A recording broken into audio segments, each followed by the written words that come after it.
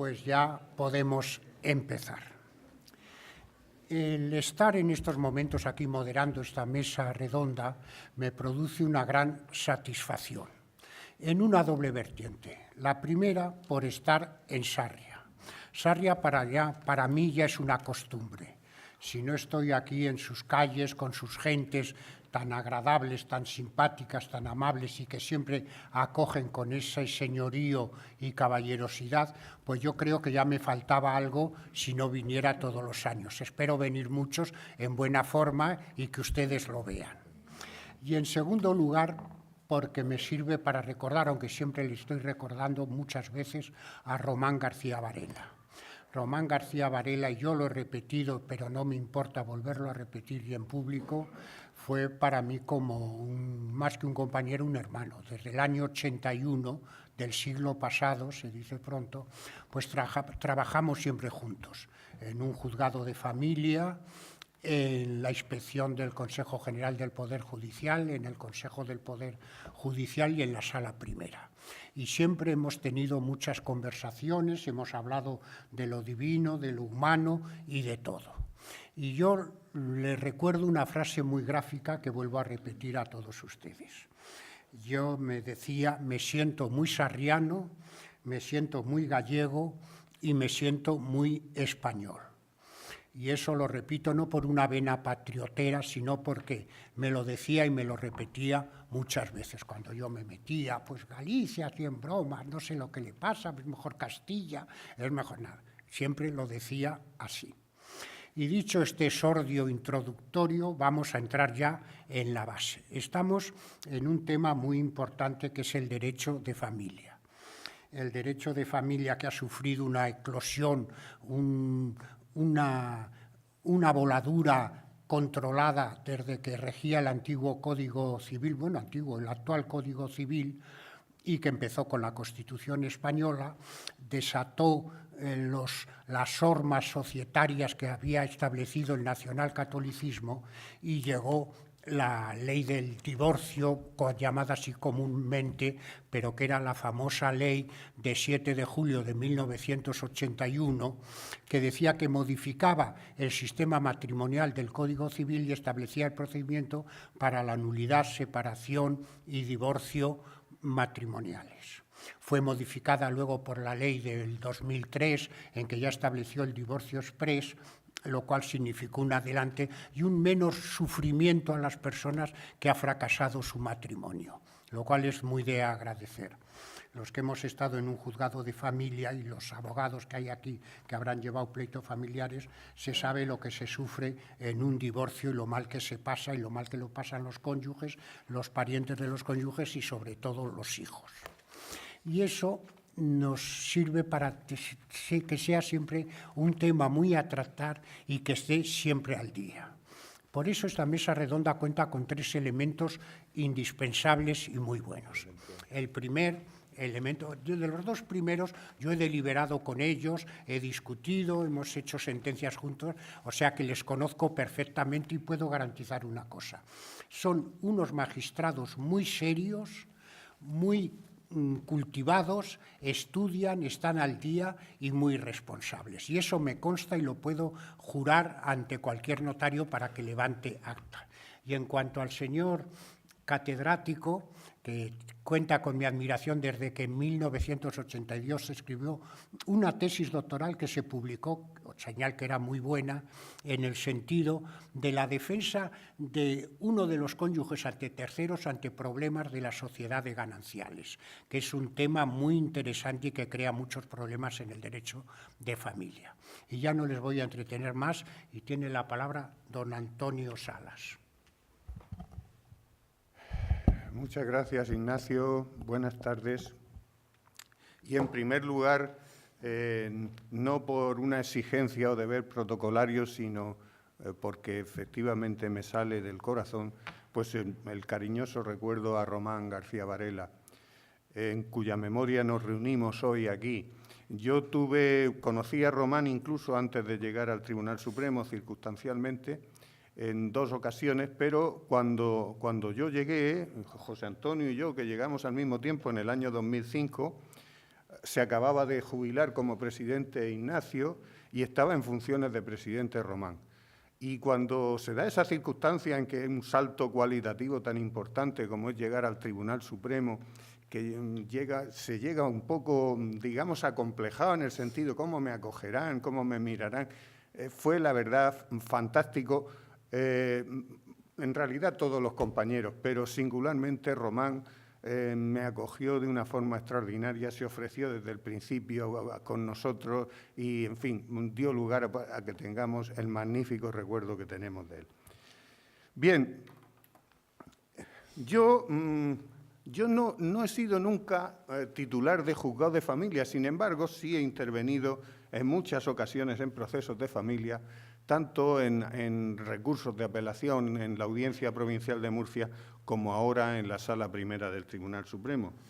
Yo creo que no exagero si digo que cada semana tenemos nosotros por lo menos 4 asuntos que deliberar en que hablamos del interés del menor, de la protección del menor en el derecho de familia, singularmente por la ruptura de los padres. Y realmente cuando nos planteamos los problemas que surgen en estos procesos de familia, en primer lugar, lo que nos preocupa enseguida es si hay o no hijos menores.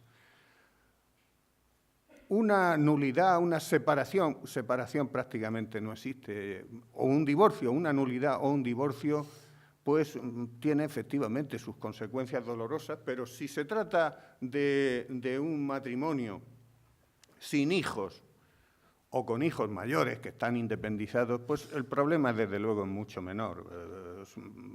Singularmente son problemas de carácter patrimonial, carácter económico y nada más. Ahora bien, cuando hay niños menores, hay hijos menores, desde luego las soluciones son más difíciles y los problemas que nos planteamos de mayor entidad, sobre todo en aquellos casos muy frecuentes en que no existe un convenio adecuado entre los padres. Digo padres, no progenitores, porque así englobo también el caso de los hijos adoptivos, en que también se dan estos supuestos, en que existiendo hijos adoptivos luego se produce una ruptura matrimonial y están adoptados en común y hay que prever estas situaciones y resolver qué ocurre con esos niños. Porque realmente, si observamos el ordenamiento jurídico, nos damos cuenta de que el niño, el menor, tiene una cantidad de derechos muy superior al que tenemos cualquiera de nosotros. Efectivamente tiene los mismos que nosotros, pero muchísimos más también, incluso antes del nacimiento. Dice el Código Civil que el concebido se tendrá por nacido para todos los efectos que le sean favorables, siempre que nazca con las condiciones que establece el propio Código Civil. O sea, el reconocimiento de derechos a los menores es muy amplio. Lo que ocurre es que, desgraciadamente, como todos sabemos, no siempre es posible que disfruten de esos derechos. Sobre todo porque también no solo podemos hablar de derechos de carácter patrimonial, no solo podemos hablar de derecho a ser alimentado, a tener una vivienda donde poder estar. Hay una serie de derechos que se refieren al entorno a que tiene derecho, que debe prestarse a un menor para su desarrollo, que desgraciadamente en muchas familias no existe, por circunstancias que todos conocemos. Y realmente, pues el menor viene al mundo, lo llevan, lo sube, baja, entra, sale, lo llevan a todas partes y él nunca puede defenderse, no puede decir nada. Y realmente, pues ya digo, hay ocasiones en que no están en la situación en que debieran estar para su adecuado desarrollo personal. Para eso estamos nosotros, para intentar, dentro del drama que supone las rupturas familiares, procurar que sean en la menor medida posible dolorosas para los menores. El interés del menor es un principio general que está recogido expresamente en la ley, aparte de la Constitución, en nuestra Ley Orgánica 1 de 1996, en forma de cláusula general, por lo que ha adquirido fuerza de ley y constituye en realidad un concepto jurídico de los que llamamos indeterminado, porque es un concepto que habrá que integrar en cada caso según el problema que se plantea, ver cuál es el interés del menor. No es como un concepto jurídico como la compraventa, que todos sabemos lo que es una compraventa, pero el interés del menor es algo que está difuso y que depende de una serie de circunstancias coyunturales, de contingencias que hay que tener en cuenta en cada situación para satisfacerlo. Es el eje de gravedad, efectivamente, del derecho de familia el menor, debido al carácter superior del interés del niño. Es un sujeto con capacidad natural, especialmente en el ejercicio de sus derechos fundamentales. Se regula la relación del menor con su entorno familiar, se reconoce la prevalencia, la guarda y custodia compartida, de la que seguro que ahora José Antonio nos hablará ampliamente.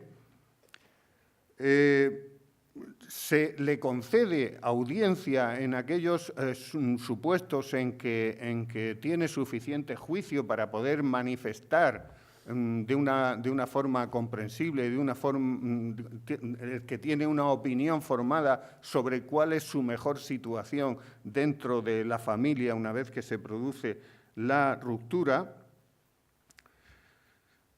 Y en este aspecto hay que tener en cuenta también algo muy lamentable, muy doloroso que se produce con frecuencia, y es que es la utilización de los menores como, digamos, arma entre los padres a la hora de consumar, digamos, lo que es las discrepancias a las que ha dado lugar la ruptura. Muchas veces se utiliza o se predispone al menor, se intenta predisponer al menor contra el otro cónyuge, se hacen denuncias que a veces no son verdaderas, en fin, toda una gama de situaciones en las que, lógicamente, tenemos que hacer frente intentando nosotros, una vez que ya se ha pronunciado el juzgado y que ya se ha pronunciado la audiencia sobre la situación del menor en estos casos de los procesos matrimoniales, para decidir cuál es la mejor situación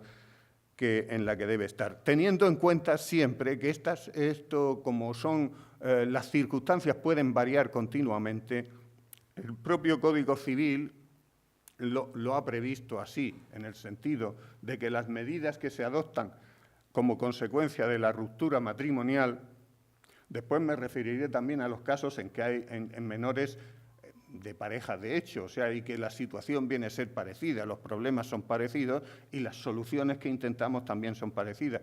Pero, lógicamente, esas medidas que se adoptan, en primer lugar, con carácter provisional, mientras se está sustanciando el proceso matrimonial de nulidad o de divorcio, y después con carácter definitivo, pero en cualquier momento, lo dice así el Código Civil, razonablemente, si han variado esas circunstancias, a veces la propia edad del menor, el paso del tiempo, determina un cambio de circunstancias que hay que atender a la hora de fijar cuáles son las medidas que se deben aplicar. Incluso pensemos en el caso de la pensión de alimentos a que tiene derecho el menor, que lógicamente es distinta desde el punto de vista cuantitativo cuando se trata de un niño pequeño que cuando se trata de un niño que ya tiene que ir al colegio, que ya tiene que hacer una serie de cosas.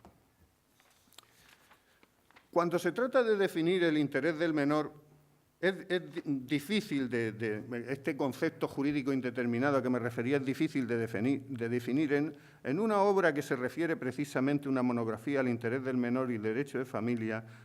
José Manuel de Torres Perea se plantea esta cuestión: ¿qué es el interés del menor? Y dice: es esta una pregunta de difícil respuesta. Mejor será plantearnos cómo conseguir proteger el interés del menor. Es decir, cómo conseguir las condiciones necesarias para que el menor pueda obtener un desarrollo óptimo. Se trata de garantizarle un entorno adecuado para que pueda desarrollar las capacidades y cualidades necesarias para su progresivo crecimiento personal.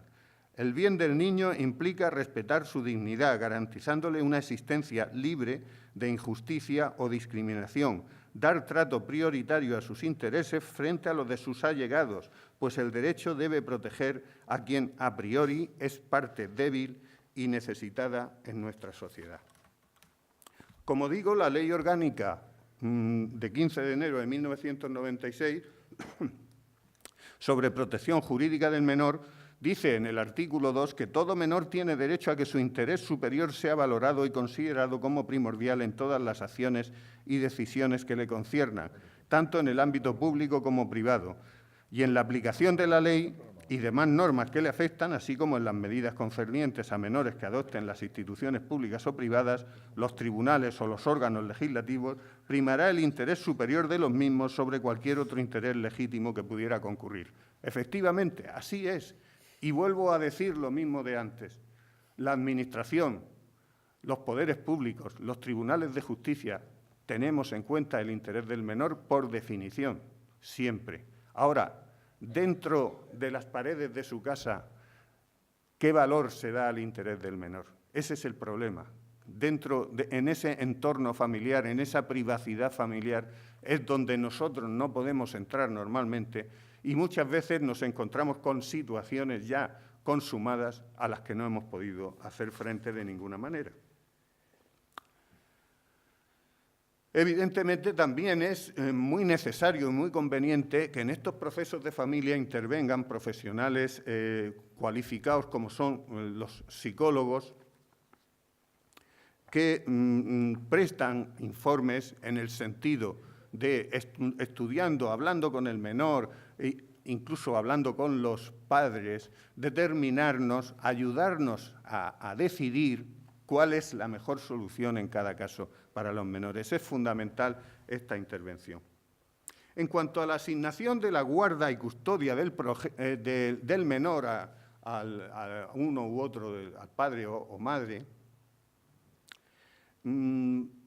hay que tener en cuenta una cosa. Normalmente la patria potestad, lo que es la patria potestad que existe mientras se es menor y luego incluso se prorroga en el caso de que se trate de hijos discapacitados, con su capacidad disminuida, a los que también, lógicamente, hay que equiparar en consideración cuando estamos hablando de menor. La patria potestad suele mantenerse en ambos, en el padre y en la madre, y por tanto aquellas circunstancias que requieran una decisión especial, de especial trascendencia para el menor, como puede ser una operación quirúrgica, digamos, a qué colegio va a ir, en fin, una serie de cosas en las que no se decide únicamente por quien tiene la guarda y custodia, que es la compañía diaria, digamos, del menor, sino que se debe hacer de común acuerdo por ambos, padre y madre, y si no se ponen de acuerdo, pues puede darse incluso la intervención judicial para decidir cuál es la mejor solución para el menor. En cuanto a esa asignación de guarda y custodia, uno de los problemas mayores con los que nos encontramos diariamente, decía Ignacio, se refería a la Ley 30 de 1981, de 7 de julio. Antes de esa ley, en los casos de nulidad matrimonial o de separación, porque divorcio no existía todavía en España hasta el año 81, bueno, no existía, existió en la República, creo, sí, en la República sí, yo no. Tú no vivías tampoco, pero, ¿sí? Bueno, pero serías muy pequeño. pero bueno, quiero decir que la implantación del divorcio, como es sabido, se produce en el año 81 y antes de esa fecha, lo que se daba era los supuestos de nulidad matrimonial o los supuestos de separación, el de separación matrimonial. La separación matrimonial, que aún existe en el Código Civil, pero que realmente ya no tiene ninguna aplicación práctica, digamos, suponía que no se rompía el vínculo del matrimonio, pero sin embargo se autorizaba a dejar de cumplir los cónyuges una de sus obligaciones fundamentales del Código Civil, que era vivir juntos y socorrerse mutuamente y tal, se autorizaba que vivieran separadamente. Pues en esos casos, cuando antes de la ley de 1981, cuando se producía la nulidad o la separación, el criterio que se seguía era claramente por los tribunales, era el de la culpabilidad. O sea, aquel de los cónyuges que se consideraba que era el culpable de la ruptura o el que había dado causa a la nulidad, era el que perdía, digamos, la guarda y custodia de los hijos. A partir de 1981 ya varió esta situación y se empieza a considerar ya que realmente aquí lo que hay que tener en cuenta no es cuestiones propiamente de culpabilidad, aunque aún existía en la regulación, en la ley del 81, ciertos criterios de culpabilidad a la hora de decidir sobre el divorcio, pero se atiende ya fundamentalmente a lo que es el interés de los hijos, que ya plenamente se implanta positivamente en nuestra legislación a partir de la Ley de Protección del Menor de 15 de enero del 96 y, por tanto, ya con independencia de qué es lo que más pueda interesar a los padres, incluso donde pueda, si se determina o subyace en el proceso matrimonial, quién es el responsable en el caso de haberlo, quién es el responsable principal de la ruptura, lo que se busca fundamentalmente es el interés del menor. El interés del menor que la mayoría de las ocasiones, así lo comprobamos, pues cuando son muy pequeños, lógicamente quedan siempre con la madre, pero es una razón elemental. Incluso en periodo de lactancia, cuando se produce una ruptura matrimonial, a ver con quién se va a quedar el menor, pues tiene que quedar con la madre. Pero en los menores de 7 años, sobre todo, es muy frecuente que queden con la madre. Y surge el problema también de la asignación de la vivienda que ha sido familiar. En esto hay que tener en cuenta una cosa que es muy importante. Cuando se dice, no, es que se le ha dado la vivienda, el uso de la vivienda a la esposa, se le ha dado no se le ha dado a la esposa. El uso de la vivienda, cuando hay hijos menores, se le da a los hijos. A los hijos. Y, lógicamente, a aquel de los cónyuges, el padre o la madre, que lo tiene bajo su guarda y custodia. Pero el derecho se reconoce por el interés de los menores, que realmente son principalmente los que nunca son culpables y los que principalmente hay que atender a su interés, se atribuye el uso de la vivienda a ellos y a aquel de los cónyuges con el que quedan. De ahí que se dan los problemas, que José Antonio seguramente hará referencia después, de la asignación del uso de la vivienda familiar cuando hay custodia compartida, porque en esos casos la custodia de los menores se alterna entre uno u otro de los cónyuges. Perfecto. Bien. Otra cuestión muy interesante es la de la relación de los menores con los abuelos. Antes del año 2003, en el Código Civil había una referencia a que no se debía de impedir la relación de los menores cuando se ha producido la ruptura entre los padres, la relación con otros familiares que no sean los padres, pero no estaba perfectamente incorporado a la ley como se hizo a partir del año 2003, dando nueva redacción al artículo 160 del Código Civil, según el cual no podrá impedirse sin justa causa las relaciones personales del hijo con sus abuelos y otros parientes y allegados, lo que se hace en interés de los propios menores. Se dice en la exposición de motivos de la ley modificadora que los abuelos, ordinariamente ajenos a las situaciones de ruptura matrimonial, pueden desempeñar un papel crucial para la estabilidad del menor, pues disponen de una autoridad moral y de una distancia con respecto a los problemas de pareja que pueden ayudar a los nietos a racionalizar situaciones de conflicto familiar, favoreciendo en este sentido su estabilidad y su desarrollo. Recientemente hemos tenido nosotros un supuesto en el que una abuela estaba solicitando el derecho a tener visitas, a poder ver a sus nietos. Y en el periódico hoy. Sí, ha salido. Bueno, es que el caso realmente era dramático porque había ocurrido que dentro de ese matrimonio había dos niñas menores, pues hubo ciertas sospechas de que había abuso sexual por parte del padre respecto de las niñas.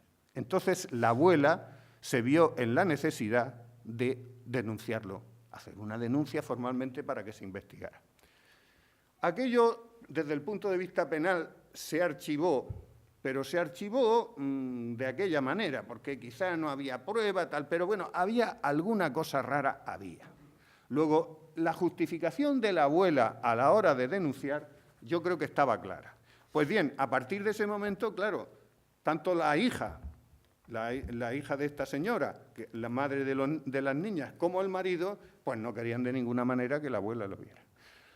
Nos llegó a nosotros con una sentencia de la audiencia diciendo que sí, dándole 2 horas al mes, 2 horas en el primer sábado de cada mes.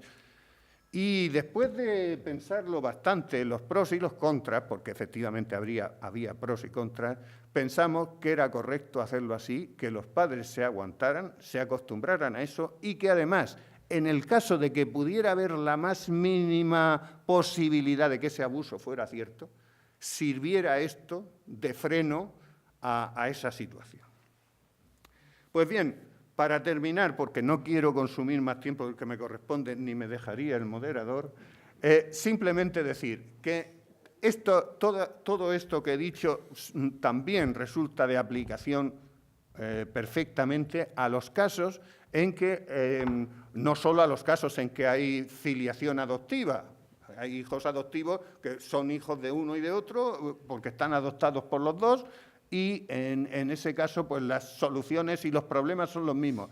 También, y así está previsto en el proceso establecido en la Ley de Enjuiciamiento Civil, cuando se trata de hijos extramatrimoniales, hijos nacidos de parejas que no están casadas. Y por supuesto, se dará también, como se va a dar, cuando se trate de hijos de matrimonios homosexuales, en fin, que con todas las que hayan nacido según técnicas de fecundación, las que sean, pero son hijos y cuando se produzca la ruptura habrá que adoptar las medidas según estos criterios que establece el Código Civil.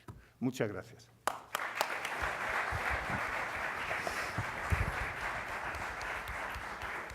Muchas gracias, Antonio. No esperábamos menos de la claridad y concreción tuya. Quiero hacer un inciso, advertir a los ponentes que me gustaría que no pasáramos de 20 minutos cada uno, porque las mesas redondas tienen una finalidad, que intervenga mucho el público preguntando. Y yo deseo que ustedes hagan preguntas sobre los temas a los 3 ponentes que les responderán estupendamente. Tiene la palabra don José Antonio Seijas. Muchas gracias. Y bueno, ¿yo qué voy a decir? Me recuerdo a Román, gran jurista, gran persona y gran compañero. En los últimos tiempos deliberó conmigo a mi lado, como muy paciente. De vez en cuando la medicación le dejaba un poco tranquilo, Román. Poníamos. Y me acuerdo un día que vino al Supremo, y Suso lo sabe muy bien esto, que me dijo, ya no tengo cáncer. Ya no tengo cáncer. Me venía como loco. Bien, yo recuerdo, y lo sabe Lola, que le doy un beso desde aquí, que yo le prometí, el último día que estuvimos aquí, le hicieron hijo predilecto de Sarria. Estuve 2 días antes con él, digo, cuando venga te cuento lo que ha pasado en este curso, en esta tal. Pero se me pasó, que no pude venir y al día siguiente falleció Román, y eso lo llevo mal, no haber podido despedir de nuestro compañero Román.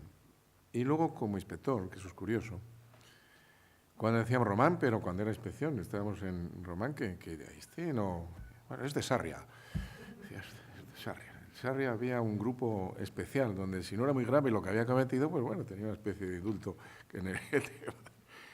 Bien, parodiando a Wyoming, diría, ya conocen la noticia, ahora van a conocer la jurisprudencia. No digo ya conocen la verdad, la jurisprudencia. Mi ponencia es una ponencia, vamos a llamar chicle, donde bien, cuando Ignacio me corta. Yo traigo aquí un grupo de sentencias importantes que se han dictado y hasta donde llegue. O sea que Ignacio, llego. Ayer se dictó una sentencia, van a permitir un poco que se afloja el discurso jurídico es porque yo sé que aquí hay gente que conoce el derecho y gente que no conoce el derecho. Entonces, bueno, la familia es cierto que tiene un derecho, que es el derecho de familia, que algunas veces ignoramos esto. Parece que estamos resolviendo el caso conforme al modelo que tenemos en nuestra casa, y no es así. Hay que abstraerse, no ser un proarrendatario si estás divorciado, un juez que esté divorciado, resolver conforme a criterios de su familia. No, creo yo, que hay que abstraerse y resolver el conflicto, y sobre todo en interés de los menores. Bueno, ayer se dictó una sentencia, que esto, quería ponerlo de relieve, porque estos son los nuevos casos que nos están llegando al Tribunal Supremo en estas cuestiones. Se trataba una sentencia de pleno del Tribunal Supremo. Hoy creo que hay una segunda sentencia igual que la de ayer.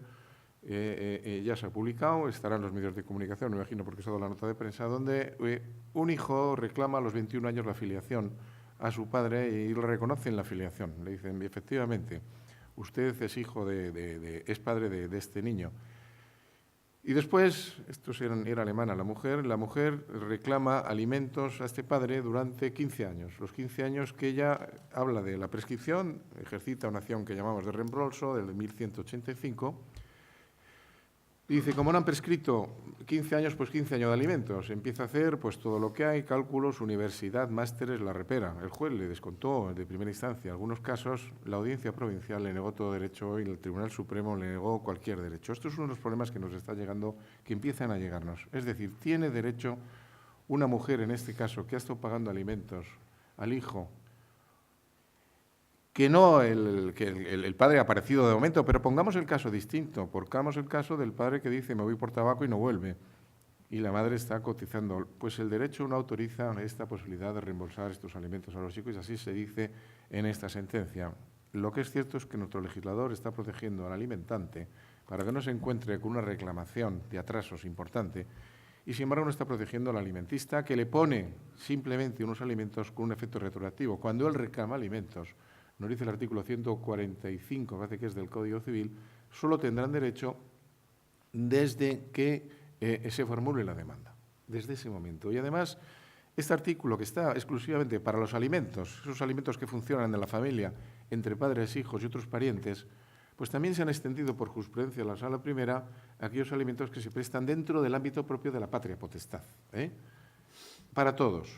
Lo que es cierto es que en Cataluña ya tienen regulado este régimen porque están en línea, los ordenamientos jurídicos están en línea de lo que estamos diciendo nosotros en la Sala Primera del Tribunal Supremo. Extienden los alimentos no solo con efectos reactivos de la demanda, sino desde la reclamación extrajudicial. Y esta sentencia, que como digo se dictó ayer, pues lo que decimos es una llamada al legislador, cambia esto de un margen mayor, un recorrido mayor a los efectos de los alimentos con efectos retroactivos, de un supuesto mayor, y facilite también una acción de reembolso al cónyuge que ha pagado. Pero esto es lo que hay. Y tenemos el supuesto inverso del padre que lo era y deja de serlo. Se entera esta maledicencia de los pueblos. Fulano, tú no eres el padre. Y claro, y no era el padre. No era el padre, y entonces formula una demanda de reclamación por enriquecimiento injusto frente a su mujer. Y dice, yo he estado alimentando, centra un periodo desde el nacimiento de la niña, me parece, un periodo hasta que hay una sentencia judicial que le dice que no es padre. Y ese es el momento, lógicamente, si hubiera pagado a partir de entonces, claro que eran debidos, la madre tenía que haber reembolsado eso. Y esta sentencia también se niega, aunque un poco más discutida, porque tiene dos votos particulares, entre ellos la de Antonio, que está aquí, y la de otro compañero de la sala. Se dijo que no tenía lugar estos alimentos. Hay una argumentación jurídica muy compleja donde, no vamos a estar aquí a desarrollarla. Pero en principio, lo que venimos también a decir es que dentro de la patria potestad, una de las cosas que hay son los alimentos. Hay más cosas en la patria potestad. Usted reclamando simplemente el tema de los alimentos, pero hay otras cosas que ya se han consumido y que usted no puede recuperar, que son esas relaciones personales, como decía un magistrado, los besos no le podemos recuperar, simplemente el dinero. Pues hay argumentos jurídicos donde negamos la posibilidad del enriquecimiento injusto y negamos también la acción por culpa extracontractual del artículo 1902 del Código Civil. En temas de familia, de novedades de familia, tenemos una sentencia me dejo las gafas de ver, cerca del 6 de febrero del año 2014, que dio lugar a una controversia importante en la Sala Primera del Tribunal Supremo, donde esta sentencia, vamos a decir que se ganó. Yo no sé si se gana o no se pierden los asuntos, pero fue un 6-5, es decir, hubo voto 6-5, No estoy descubriendo nada, es que 6 aprobaron la sentencia y 5 hicimos voto particular. 5, éramos 5, sí, 5, 4, 5, bueno, por 1, que es el tema de la gestación por subrogación. El tema de la gestación por subrogación, un tema muy delicado, donde el legislador en el año 2005 cambió nuestro Código Civil para permitir el matrimonio entre personas de distinto sexo, pero lo que no reguló fueron las acciones de... ¿Cuál? Del mismo sexo, pero no reguló las acciones de filiación y empezó a surgir este hecho que conocen muchos por los medios de comunicación, donde una pareja, pues normalmente solvente, de distinto sexo, acude a California, este era el país donde fueron, pagan una determinada cantidad y procuran que una madre sea, lógicamente, poniendo cada uno de su parte lo que debe poner, sea madre, normalmente en estos casos se nacen por 2, por 3 o por 4, 2 niños en este caso. 2 niños en este caso, pero con un control judicial, porque en California esto no se hace por las buenas, no es un mercado abierto donde uno pueda contratarse, sino que está controlado judicialmente en Estados Unidos. Además, los jueces americanos son muy rigurosos para estas cosas. Bueno, pues esto se inscribió en el registro, el consulado de Los Ángeles negó la inscripción, se inscribió en el registro de Valencia y esto fue impugnado por el Ministerio Fiscal. Las audiencias, el juzgado de Valencia y la Audiencia Provincial de Valencia dijeron que no cabía esa inscripción en el registro del civil de estas personas y, como consecuencia, anularon esta inscripción y esto nos llegó a la Sala Primera del Tribunal Supremo. Fue muy discutido. Insisto, voy a pasar un poco por encima, simplemente voy a dar un poco noticia y cómo está la jurisprudencia. Donde se habla de la sentencia, yo cuando hablo de votos particulares no defiendo el voto particular, por supuesto, aunque yo fui el que redacté el voto particular. Yo defiendo la sentencia, es lo que hay que hacer. ¿Qué tal? Hay que defender la sentencia. La sentencia lo que defiende es el orden público. El orden público y defiende el interés del menor. Lo que ocurre que yo creo, y habla Antonio, en el tema habla de la cosificación de las mujeres, habla del mercadeo que se produce, pero trae a colación algunas cosas como está pasando en la India, que en la India no hablaban incluso de granja de mujeres, la granja no es Estados Unidos. El voto particular lo que viene a decir es que aquí lo que tenemos que hacer es ejecutar una sentencia extranjera y además de un país de nuestro entorno como es Estados Unidos y con un control judicial. Y habla del interés del menor, que yo creo que, a mi gusto, una de las cosas mejores del voto particular es lo del interés del menor. Porque, claro, Antonio habla, y es cierto, de todas las leyes que están regulando el interés del menor. Pero tenemos, por ejemplo, esta primera sentencia dice: cierto es que el interés superior del menor no impide que se produzcan situaciones como la descrita en la sentencia, en un supuesto de acciones de impugnación de filiación. Decía que, bueno, que un chico se puede quedar sin padre, claro que se puede quedar sin padre, y también un chico un hijo puede quedar, el interés menor no protege que mañana sus padres se maten en un accidente de tráfico. Eso no lo protege el interés menor, esa es una realidad.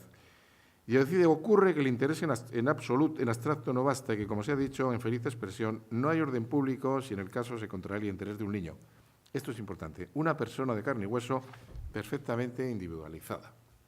Luego veremos alguna otra ocasión no definiciones, sino concreciones del interés del menor en algunas sentencias de la Sala Primera del Tribunal Supremo.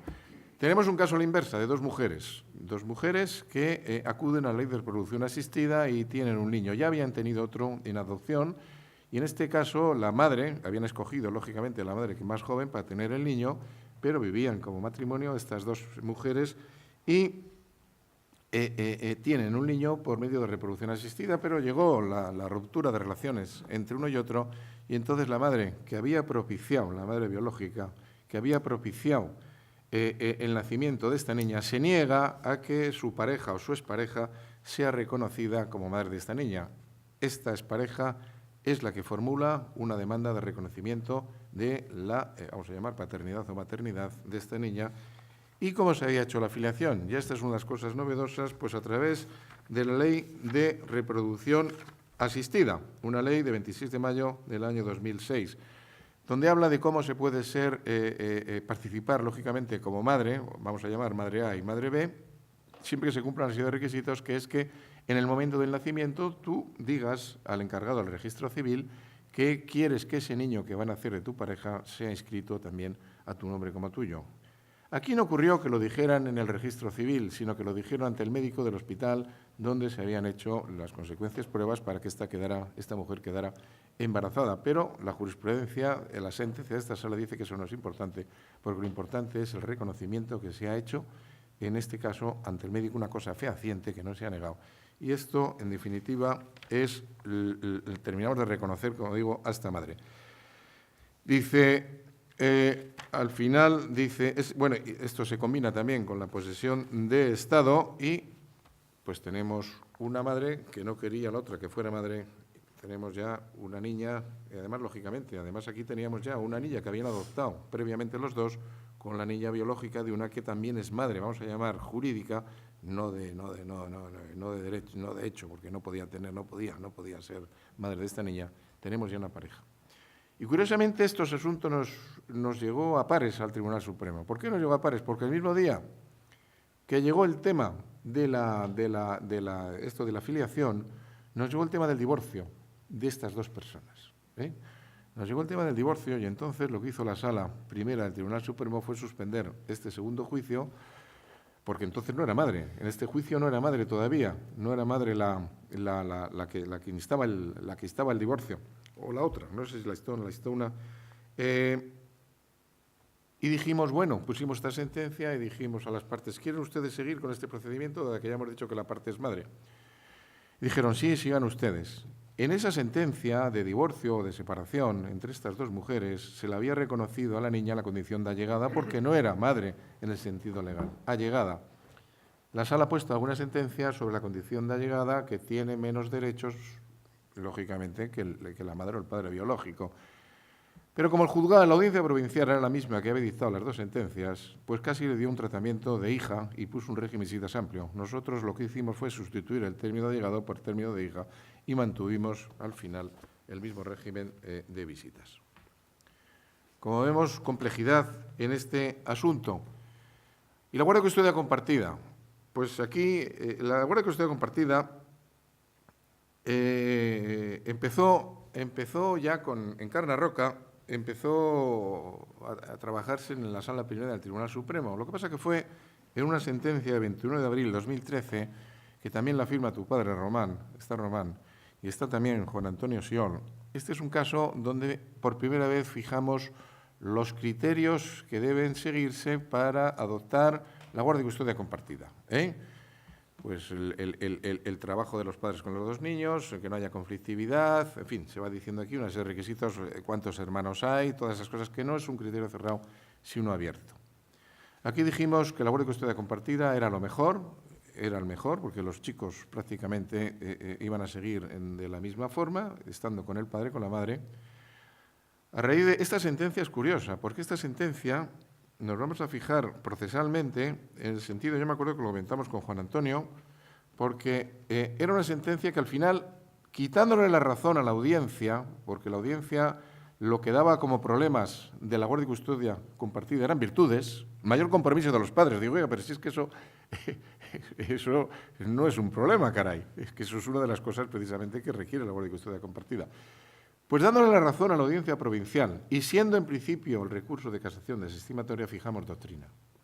Fijamos doctrina que está expresada aquí. Yo creo que ha sido uno de los primeros pasos que se han dado en relación con la guardia de custodia compartida. Ayer veíamos un artículo en el periódico sobre el incremento de los supuestos de guardia de custodia compartida, que yo creo que tienen su origen en una primera sentencia del Tribunal Constitucional de Carna Roca, donde dijo que el dictamen del Ministerio Fiscal no era vinculante.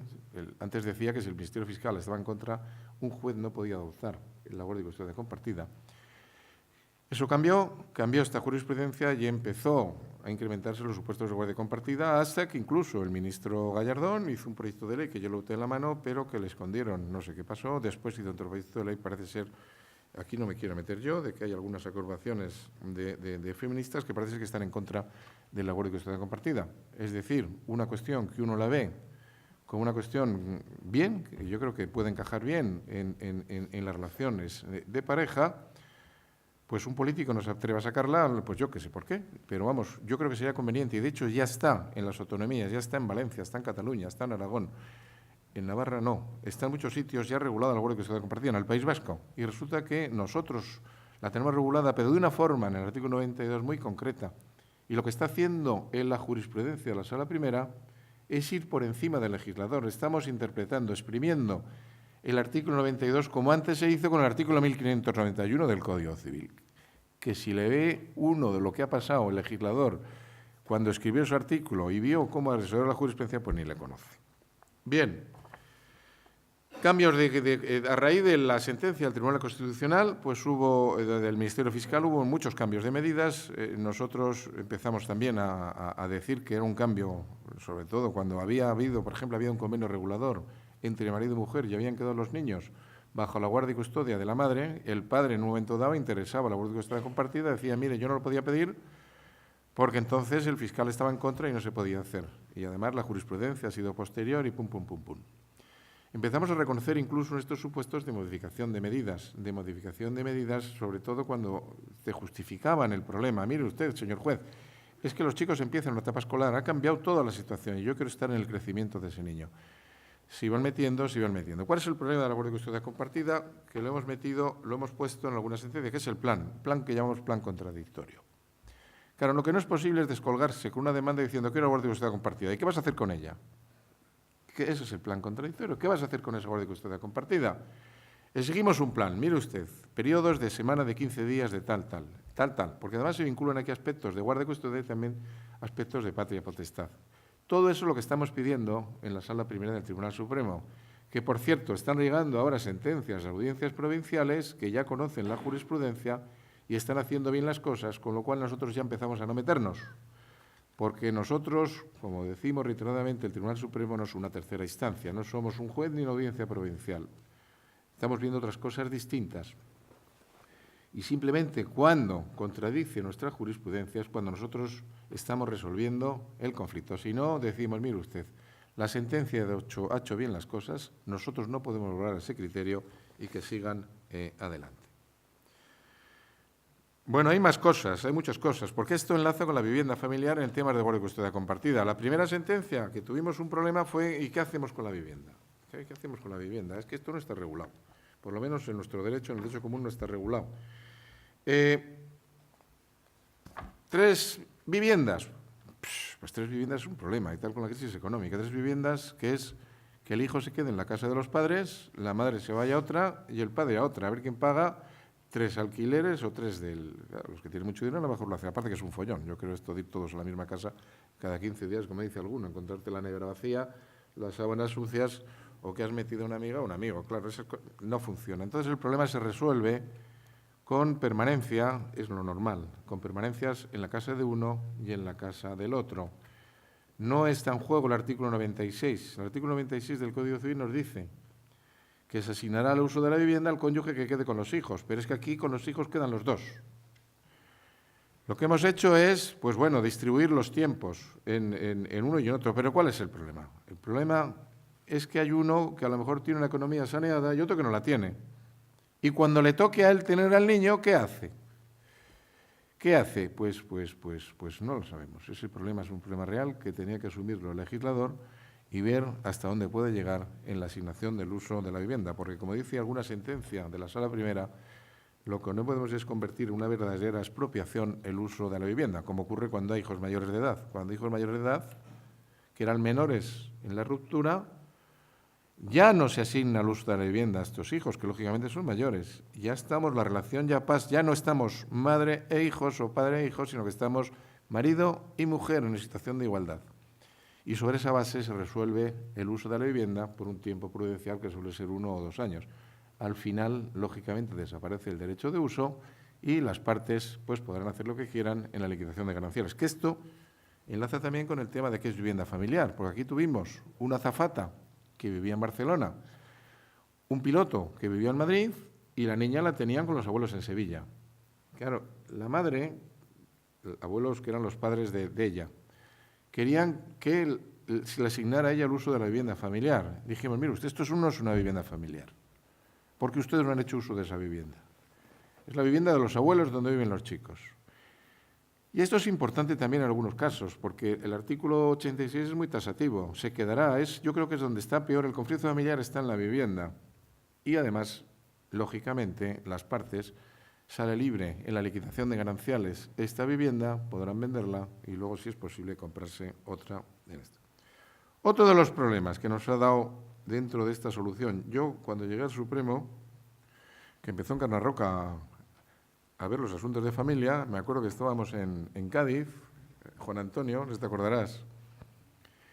Juan Antonio estaba preocupado, porque si nos había marchado en Carna Roca, que es la que llevaba temas de familia, y dice, yo estoy preocupado, desmiéntemelo, con 3 cosas: la familia, la responsabilidad civil y los derechos fundamentales. Y yo le dije en voz baja, si quieres me los pones a mí. Y en septiembre tenía ya todo el taco de los asuntos de familia. A mí me habían gustado resolver, pero yo, cuando uno llega al Tribunal Supremo, ya se supone que sabiendo todo, generalista. Y yo no te dije a ti nada de cuando me pongas lo que empezaste a ponerme temas de responsabilidad civil, pero luego los temas de familia. Y yo creo que hemos hecho una etapa, continuando la etapa de Encarna Roca, yo creo que es muy importante la sala primera. Por ejemplo, esto. Cuando una pareja se divorcia, otros u otra se relaciona, lógicamente, rehacen su vida y tienen más chicos. Bueno, hay jueces muy duros que dicen, si has tenido hijos es porque quieres. Bueno, perdón, ¿de qué viene esto? Viene porque cuando tienes ese hijo y tiene que pagarle alimentos a los del primer matrimonio, quiere que se los rebajen. Quiere que se los rebajen porque, claro, en vez de 2 tiene 3 o 4, que hay mucho imprudente por ahí. O 4, se ven cosas, o de una tercera relación. Claro, aquí tuvimos que unificar las doctrinas de la audiencia provincial, porque venía a decir, como la has tenido voluntariamente, te lo tragas. Eso no es así. Uno te race la vida y a mí no me pueden impedir que yo pueda tener siguiendo familia, 4 o 5 los que sean. Y además tampoco hay una prelación de créditos vamos a hablar de niños, ¿no? Lógicamente hay 2 bocas, ahora hay 3 y en principio lo que hay que hacer es disminuir los alimentos. Pero lo que hemos dicho es que cuidadín. Oiga, usted cuando me pida una rebaja de los alimentos, me acredite que la nueva pareja no tiene recursos. Sí. Vamos a ver que a lo mejor ese señor que era pobre en la primera relación se casa con la Kaplovich. O no tenía que pagar, tenía que pagar un alquiler y ahora no tiene que pagarlo porque su pareja nueva tiene una casa. Es decir, que a lo mejor hasta beneficia su situación económica. Es decir, que no es una cosa el hecho de tener más hijos para el hecho de disminuir los alimentos, sino el hecho de que se prueben que esa situación ha empezado la tuya. Bien, vamos a ver, 5 minutos me da Ignacio, pero como es, lo corto enseguida. Vamos a... El tema de la minusvalía que hemos hablado, aquí es un tema delicado, Porque claro, cuando la parte se divorcian marido y mujer y tiene un niño, como en este caso de esta sentencia del 7 de julio de 2014, tiene un niño con 65% de minusvalía, ¿qué hacemos con él? ¿Qué hacemos con la casa?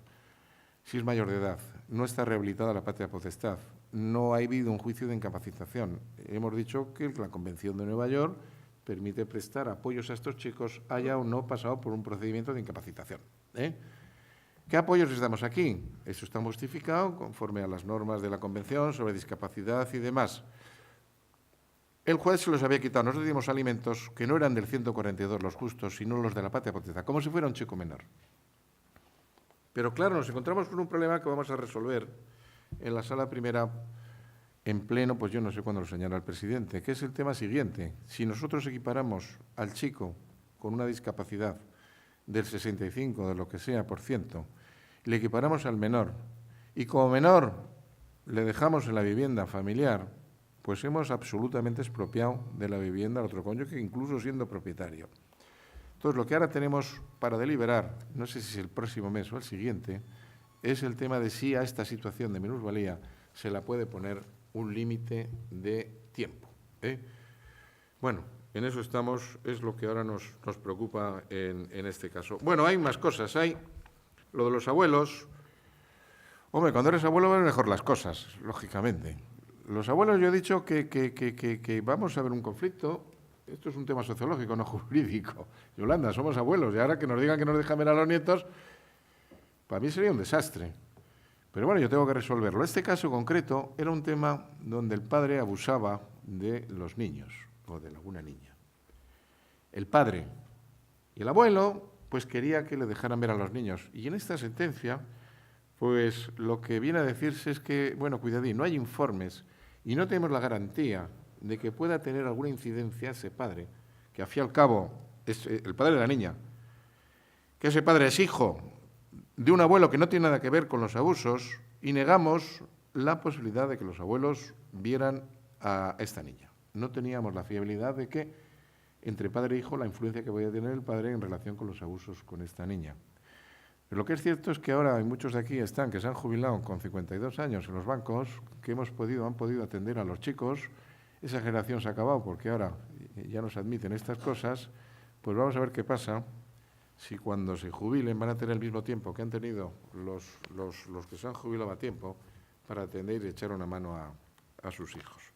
Bien, voy a ir terminando. Las nuevas realidades de la familia.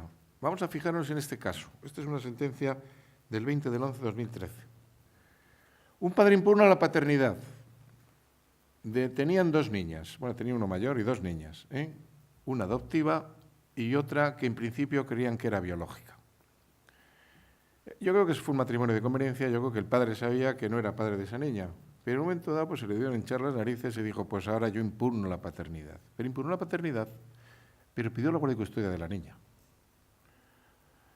Y se la dimos, y se la dimos, y se la dimos. Yo me acuerdo cuando esto se planteó en sala, claro, es muy chocante, que uno que impugna la paternidad se la dimos, casando la sentencia de la audiencia, que era muy dura. Le llegó a decir, mire usted, se vaya acostumbrando usted a que no es padre, y como lo cual no solo no va a tener la guardia, sino que además no va a poder ver a esta niña. Eso se casa. Interés del menor, porque además se demostró la madre no debía estar en buenas condiciones psíquicas, se había marchado, lo había buscado la Interpol, estaba perdida por el mundo, era un desastre con los niños y el padre, en definitiva, que tenía la custodia de la otra, adoptiva, pues además conseguía que las dos niñas estuvieran juntas. Bueno, me queda un minuto, ¿no? Medio. Es que el interés del menor. Bueno, nosotros estamos resolviendo conflictos un poco. Alguna vez cuando sale esto en los periódicos parece que hacemos cosas muy raras, pero en Tomelloso pasó que se casó uno de Tomelloso con una brasileña, tuvo una niña, un niño. El padre casi no conocía al niño.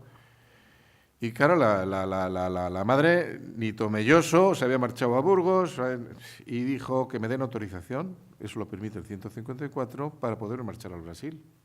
Porque ahí tengo a mi madre, tengo mi familia, tengo mis raíces, tengo todo. El niño era pequeño. No teníamos problemas de escuela, problemas de adaptación del lenguaje. Y le dimos la autorización para que se marchara al extranjero.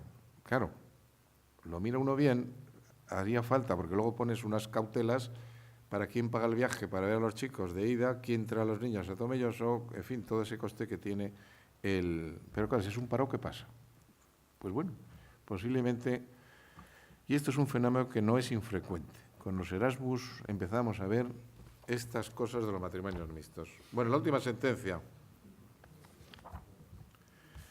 La última sentencia es una sentencia que casi un pueblo, bueno, viene al Supremo a felicitarnos. Nosotros estamos al margen de todas estas cosas, gracias a Dios. No estamos a hablar de las presiones, pero lo que es curioso es que una madre asesina a su marido. Asesina, es la palabra que utilizó la audiencia, no digo yo el término asesina.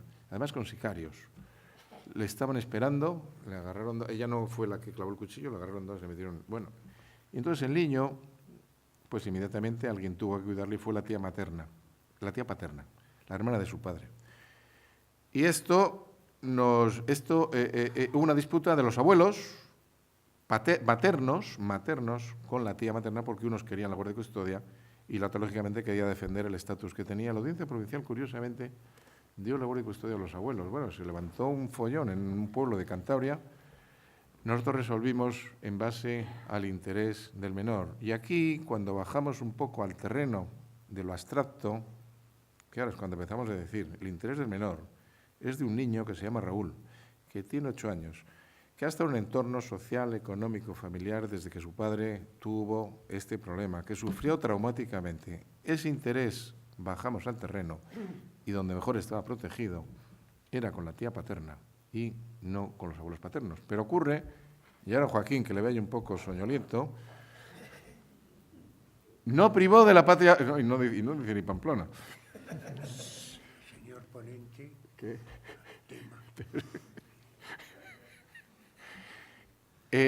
Es que una sentencia de Joaquín, que privó de la patria, pensamiento de los periódicos, privó de la patria potestad en un caso de estos, pero entonces yo no sé si la ley no estaba bien y no privaron a la madre de la patria potestad, es decir, que desde la cárcel, que está todavía en la cárcel, ejercía funciones de... Y el último fundamento jurídico de la sentencia, viendo este problema, lo pusimos en conocimiento de la Consejería de turno de Cantabria para que adoptaras las soluciones convenientes. Y voy a decir una cosa, y termino porque se me ha quedado. El tema que dije del padre que impugna la filiación y luego quiere la guardia y custodia, que ahora ese padre no es padre. No tiene las obligaciones propias del padre. Entonces, lo que hizo el juez, y nosotros ratificamos, es darle una especie de funciones tutelares. Con autorización del juez, podía hacer las funciones que...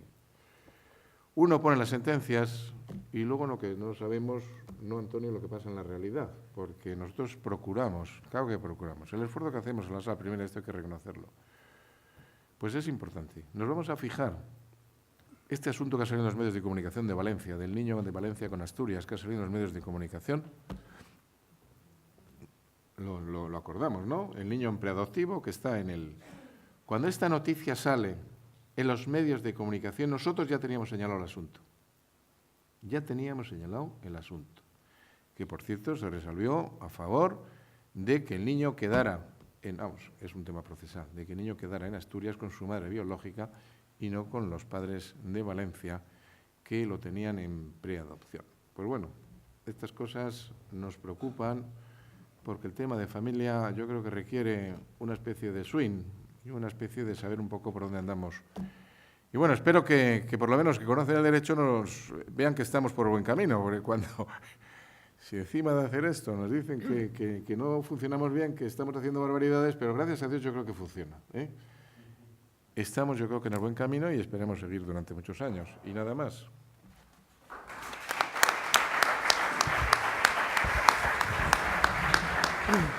Muchas gracias, don José Antonio Seijas, por su brillante disertación. Se ha pasado un poco de tiempo, pero era tan buena que se lo hemos permitido. Tiene la palabra el catedrático don Domingo Bello Janeiro.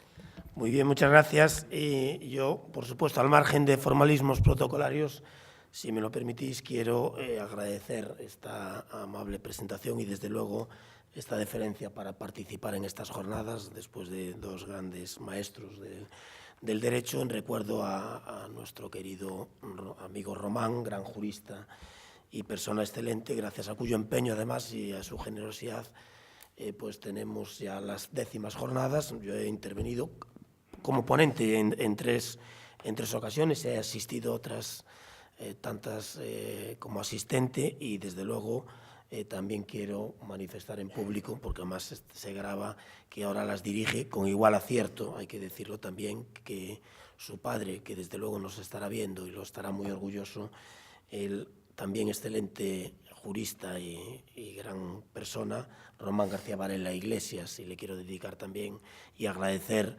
sus atenciones y amabilidad a Lola y a Iria, así como al coordinador de las jornadas, el profesor Lema de Besa. El texto yo lo pongo a su entera disposición e intentaré cumplir esa máxima de hablar alto para que se escuche, incluso debía de hablar de pie para que se me vea, pero bueno, es suficiente, y hablar poco, sobre todo para que al final no solo me aplaudan, sino que tengamos la ocasión de debatir con los extraordinarios magistrados del Tribunal Supremo que me precedieron en el uso de la palabra, aunque intentaré también, si me lo permiten, crear un poco de polémica provocadora, dado que hay aquí ilustres representantes del Tribunal Constitucional y que el tema que me ha sido asignado es, de hecho, complicado. José Antonio Seijas habló de las varias leyes de custodia compartida. Esto me recuerda a aquel catedrático de zoología científica, don Blas Cabrera, que vio pasar las cátedras de su disciplina, que eran solamente 2, vertebrados e invertebrados, a numerosas otras, cada vez más subdivididas, y dijo esa frase de doble sentido: como esto siga así, va a haber una cátedra para cada animal. Pues aquí hay leyes de custodia compartida, leyes de parejas de hecho, que es imposible para un profesor de Derecho Civil explicar, y además en muy poco tiempo, esta materia tan diversa. Intentaré hacerlo con claridad, porque también os acordáis de aquel profesor que explicaba Rubén Darío, y se les ocurre poner al comienzo de su intervención como ejemplo aquel verso del Responso a Berlán que dice que las púberes conéforas te ofrenden el acanto. Los asistentes solo entendían la palabra que. Intentaré que no sea el caso, a pesar de que no es fácil explicar brevemente la diversidad legislativa territorial en materia de derecho civil, que creo que es uno de los temas centrales de la legislatura que ahora comienza en Galicia y que, bueno, no se sabe si va a comenzar de alguna vez en España, pero creo que uno de los temas centrales es precisamente aclarar de una vez por todas la competencia, en este caso en materia de derecho de familia, pero en general en materia de derecho civil entre el Estado y las comunidades autónomas, partiendo de un hecho, que es la primera provocación, pero es una realidad, que Cataluña ha hecho prácticamente un código civil catalán completo y ahí no se ha impugnado ninguna ley de derecho civil, ni la de custodia compartida, ni la regulación de parejas de hecho, ni la adopción, ni autotutela. Pues bien, uno de los temas que hay que abordar desde el punto de vista legislativo y también desde el punto de vista de la jurisprudencia del Tribunal Constitucional es el alcance de la competencia de las comunidades autónomas para desarrollar, por el tema que a mí me han conferido, el derecho de familia, pero en general todo el derecho civil, teniendo en cuenta que, ya que habías hablado de Valencia, por ejemplo, es decir, hay que analizar el caso catalán con un código civil prácticamente completo, pero también otras comunidades autónomas que parten de la misma orientación legislativa y, advierto, prescindiendo incluso de la ideología política del gobierno de cada caso. Por ejemplo, el supuesto de Valencia, que está especialmente de actualidad, porque está a punto de recaer la sentencia sobre la custodia compartida, porque ya ha recaído con un magnífico voto particular de Juan Antonio Xiol del régimen económico, de las parejas de hecho, etcétera, y también singularmente, dado que aquí hay muchos juristas gallegos, el tema gallego. En Galicia, esta comunidad tiene pendiente de decisión ante el Tribunal Constitucional el recurso de inconstitucionalidad promovido en el 2006 por el presidente del Gobierno contra artículos en materia de familia, de adopción y de autotutela.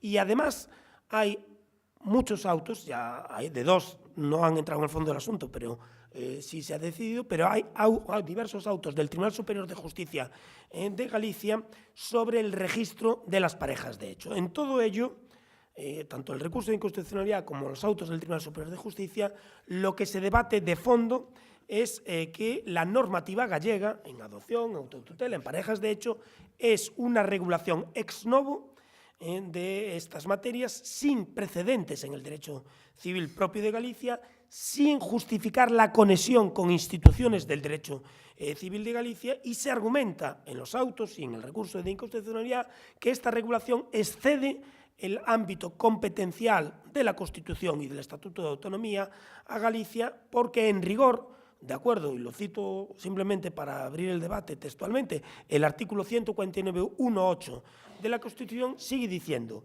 que la legislación civil, primero, es competencia exclusiva del Estado, y segundo, que solo la preexistencia de un derecho civil foral en determinadas comunidades autónomas, y por tanto no en todas, sino solo en algunas, permite la conservación, la modificación y el desarrollo de su derecho civil propio, que en todo caso no va a poder afectar una serie de materias reservadas siempre al Estado, entre las que figuran reglas relativas a la aplicación y eficacia de las normas jurídicas, relaciones jurídico-civiles relativas a las formas del matrimonio, bases de las obligaciones contractuales, ordenación de registros e instrumentos públicos. Y todo ello creo que es un marco normativo que ha sido pues ampliamente interpretado y aplicado por el Tribunal Constitucional y que determina el alcance del desarrollo de esas leyes que hablaba José Antonio Seijas de custodia compartida, de parejas de hecho también, y que esperemos que pronto recaiga también más jurisprudencia del Tribunal Constitucional sobre las cuestiones estas gallegas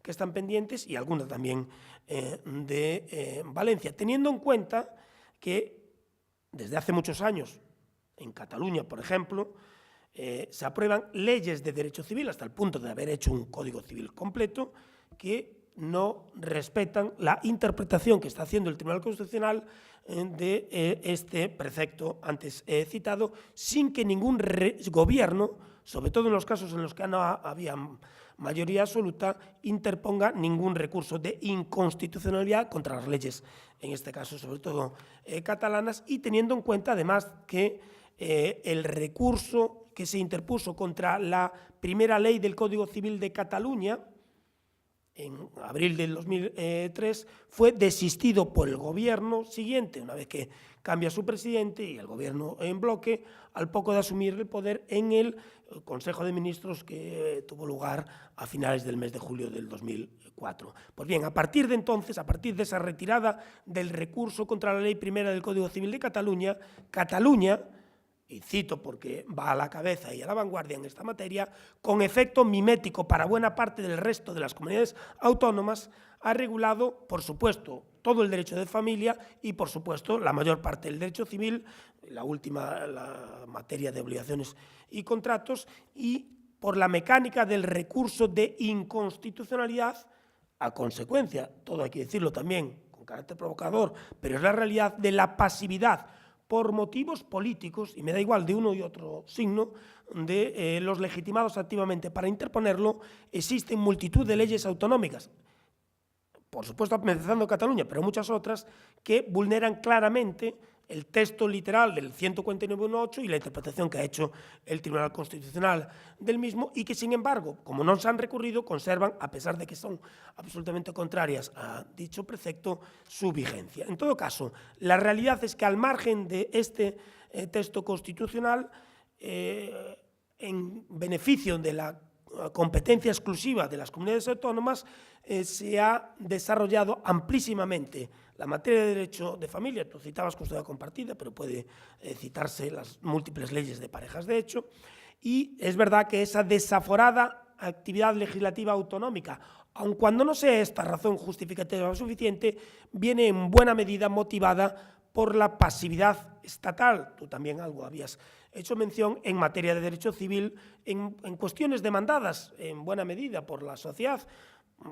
en el ámbito sucesorio, en el ámbito de viudedad, en el ámbito de las parejas de hecho y de la custodia compartida. De tal modo que todas las comunidades autónomas, y no solo las forales, han asumido competencias en materia de derecho civil, hay que decirlo con toda claridad, y no se han limitado a la conservación, a la modificación y al desarrollo de su derecho, sino a legislar bajo principios propios y distintos a los del Código Civil sobre las instituciones que les ha parecido más oportuno, y conectándola o no con el derecho foral, como pueda ser la custodia compartida o las parejas de hecho. Da igual, tuvieran o no antecedentes en su legislación propia y que pudieran desarrollar, e incluso forzando las materias atribuidas en todo caso al Estado. Sería bueno que, en definitiva, en esta legislatura se aclarase el alcance de la competencia del Estado y de las comunidades autónomas, que el Tribunal Constitucional clarificara con toda rotundidad esa atribución competencial en materia de derechos civiles forales de la Constitución, a lo mejor incluso acaso con motivo de la Ley de Derecho Civil de Galicia, que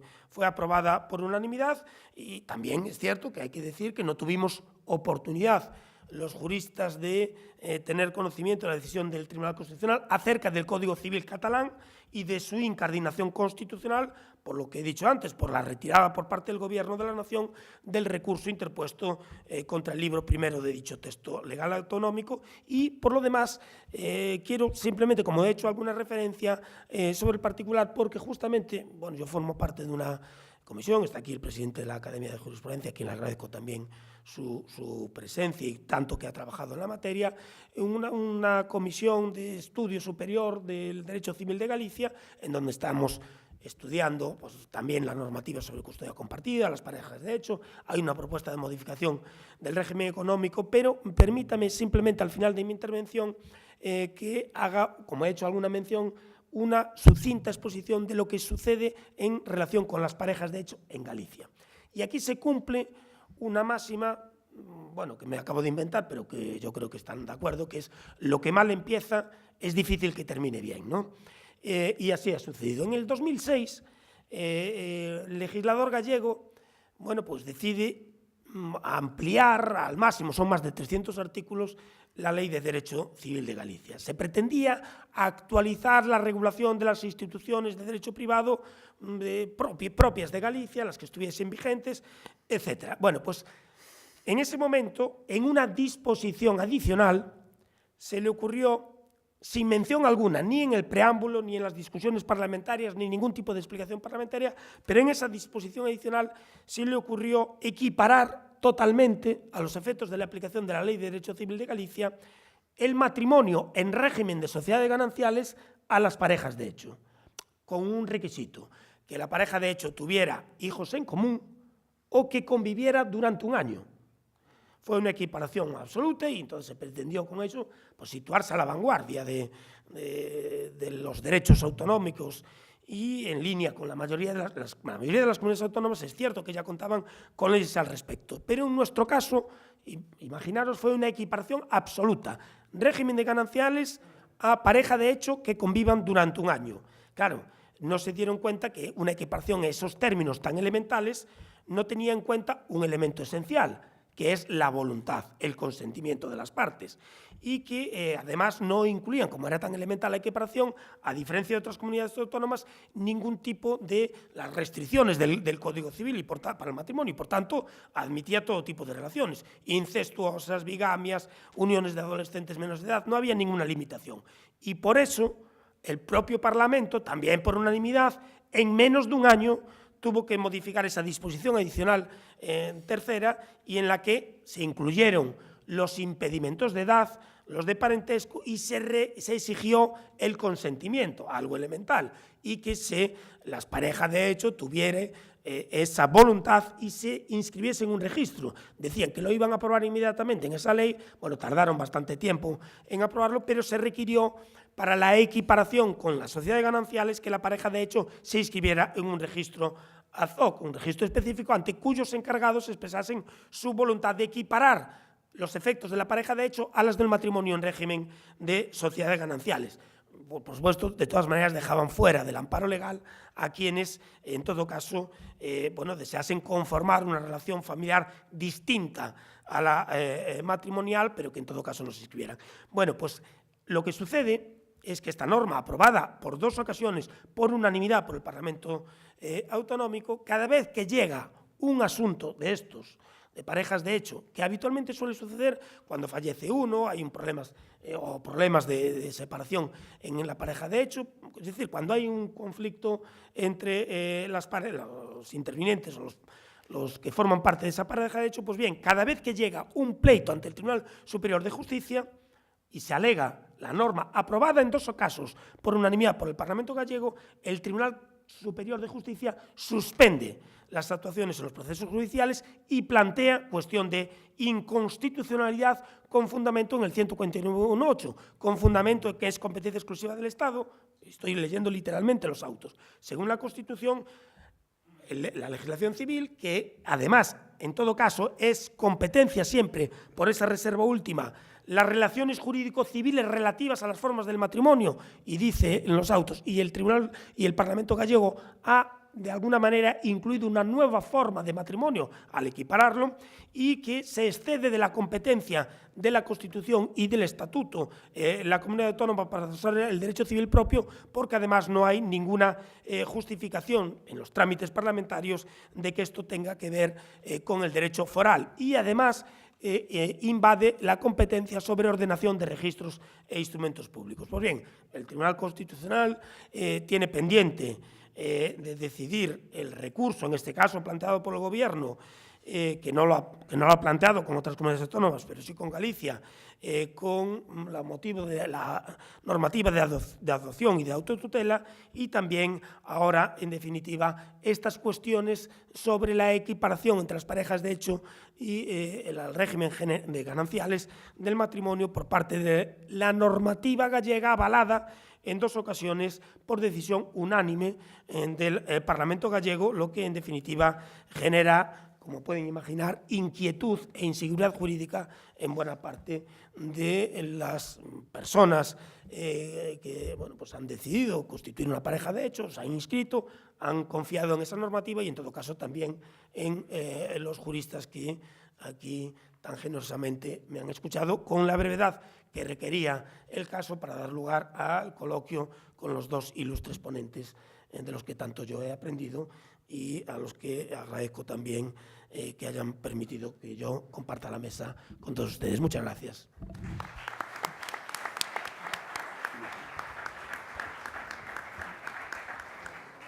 Muchísimas gracias. No esperábamos menos del conocimiento del señor catedrático. Y ahora tienen ustedes la palabra. No me dejen mal, que he reservado tiempo para que ustedes puedan actuar, preguntar, lo que...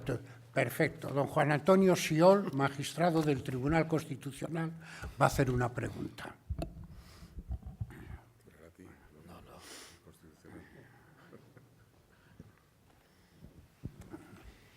Yo quería hacer a los magistrados de la Sala Primera, queridos compañeros y compañeros, os quería hacer una pregunta en relación con lo siguiente. En la sentencia que ha citado José Antonio sobre la gestación asistida, se hace una referencia al interés del menor, que siempre la Sala ha considerado, de acuerdo con los convenios internacionales y con la propia legislación española, que prevalece, que tiene carácter preferente. En esta sentencia, si no recuerdo mal, se hace primero, me refiero al texto de la sentencia, no a los votos particulares, se hace una referencia al orden público, es decir, se dice que esa gestación por vientre de alquiler, esta gestación, digamos, por sustitución, va en contra del orden público español, porque, en definitiva, implica una forma de incumplir un precepto imperativo de carácter prohibitivo. Pero, lógicamente, se plantea también el problema de si el prevalente interés del menor puede prevalecer sobre ese interés del Estado. O sea, el interés del Estado, podríamos decir, en evitar, en mantener el orden público, en relación con el interés del menor de obtener una inscripción en el registro civil español, puesto que parece evidente que para el menor, exclusivamente desde el punto de vista del interés del menor, la solución obvia parece ser la de que se autorice, se considere, por lo tanto, conforme a derecho la inscripción. La Sala, como todos sabemos, la Sala decidió que en este caso prevalecía el orden público y los votos particulares, por el contrario, argumentan que debe prevalecer el interés del menor. La jurisprudencia internacional, en este caso, ha considerado también que es contrario al Tribunal Europeo de Derechos Humanos el denegar la inscripción en este caso, el Tribunal Europeo de Derechos Humanos. Por lo tanto, yo tampoco defendería la sentencia, ¿no?, desde este punto de vista, porque hay jurisprudencia internacional que nos afecta, porque hemos suscrito el Convenio Europeo de Derechos Humanos y, por lo tanto, es vinculante desde el punto de vista de nuestro derecho. Pero lo que yo quiero traer a colación, y me gustaría saber la opinión de vosotros, de los compañeros de la Sala Primera, es en relación con la siguiente cuestión. La sentencia, cuando habla del interés del menor y viene a decir que en este caso no prevalece lo suficiente para imponerse sobre el orden público, uno de los argumentos que da, a mí me parece que es pólvora filosófica, dinamita filosófica, pero utiliza un concepto que está muy acuñado en filosofía, que es el siguiente, el de los conceptos esencialmente controvertibles o controvertidos. Es un concepto que han elaborado y han trabajado sobre los filósofos. Empezó con Galí y después pues, habitualmente se usa en filosofía para hacer referencia a lo siguiente. Aquellos conceptos cuya determinación no depende de las circunstancias coyunturales del caso, sino que depende de la ideología. Por ejemplo, el concepto de democracia es esencialmente controvertido, porque según la ideología que uno profese, le da un contenido o le da otro. El concepto de justicia es un concepto esencialmente controvertido, porque según la ideología que uno profese, pues entiende la justicia de una manera o de otra. Y por el contrario, existen otros conceptos que son controvertidos, pero no esencialmente controvertidos, porque puede discutirse su contenido, pero no desde una perspectiva ideológica distinta, sino desde la apreciación de las circunstancias. Entonces, yo querría preguntar a los, en este caso ya es compañeros de la Sala Primera, si realmente al utilizar este concepto, porque dice literalmente esto, el interés del menor es un concepto esencialmente controvertido, si eran conscientes de lo que se estaba diciendo. Es decir, si eran conscientes que se estaba utilizando un término normalmente utilizado en el lenguaje filosófico para referirse a conceptos controvertidos desde el punto de vista ideológico. Porque si fuera así, pues desde mi punto de vista suscitaría esto cierta alarma. Es decir, la Sala Primera del Tribunal Supremo estaría diciendo que el interés del menor es un concepto que, como puede interpretarse de distintas formas según las perspectivas ideológicas, pues pierde fuerza en determinadas circunstancias y, por lo tanto, en este caso, al contraponerse claramente el interés del Estado frente al interés del menor, debería prevalecer el interés del Estado. También digo que quizá he caracterizado un poco, porque ha habido que simplificar un poco, hay otros argumentos, evidentemente, también en la sentencia, pero yo, sobre todo, lo que quiero decir, lo que querría preguntar a los compañeros es esto. ¿Erais conscientes de que se estaba utilizando este concepto que tiene un significado específico en el ámbito del lenguaje filosófico? Antonio, que firma la sentencia, yo digo otra cosa. Bien, bien, has dicho bien. Firmo la sentencia, pero no la redacté. O sea, que hay una diferencia. Quizá yo no, si yo lo hubiera redactado, a lo mejor no hubiese empleado eso. Pero claro, yo al leer la sentencia no me parecía una circunstancia como para discutir ese razonamiento, porque, hombre, como tú sabes muy bien, bueno, es un razonamiento de orden filosófico que no crea jurisprudencia ninguna, o sea, no tiene más valor que el argumentativo en relación con la sentencia. Yo lo que sí quiero decir, porque sobre este asunto se ha hablado mucho y yo creo que injustamente en algunas ocasiones frente a la posición de la Sala Primera, nosotros no negamos en ningún momento la inscripción en el registro civil de ese niño, ¿eh? ¿O eran 2 niños? 2. Eran 2 niños. Fueron los 2 varones que fueron a Estados Unidos, a California, los que no quisieron inscribirlo de la forma que se decía que se debía inscribir. Ellos dijeron que o se inscribían los niños como hijos de los 2 varones o no se inscribían. Y entonces, en la sentencia, nosotros dijimos que se podía inscribir como hijo de uno de ellos, adoptarlo el otro, e incluso instamos al Ministerio Fiscal para que en interés de esos menores se procurara la inscripción. O sea que quienes no quisieron inscribir conforme a la ley española, según entiendo yo, fueron los 2 que querían aparecer como progenitores. Y nosotros, precisamente, la base de esto no fue una cuestión ideológica, sostengo yo. Si el legislador cambia el artículo 10 de la Ley de Técnicas de Reproducción Asistida, yo resolvería o votaría de otra forma. Pero ese artículo dice: será nulo de pleno derecho el contrato por el que se convenga la gestación con o sin precio a cargo de una mujer que renuncia a la filiación materna a favor del contratante o de un tercero. La filiación de los hijos nacidos por gestación de sustitución será determinada por el parto. Luego, según la ley española, la madre es la gestante en Estados Unidos.